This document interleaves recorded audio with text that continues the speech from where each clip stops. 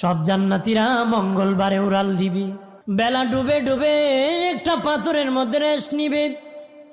আল্লাহ বলবেন তাদেরকে শরবত পান করে দাও। তারা একটা পাথরের মধ্যে রেস্ট নিবে, শরবত খাওয়ানো হবে।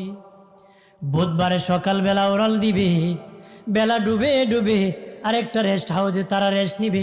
আল্লাহ বলবেন তাদেরকে সারাবান তাহুরা পান করায়া দাও।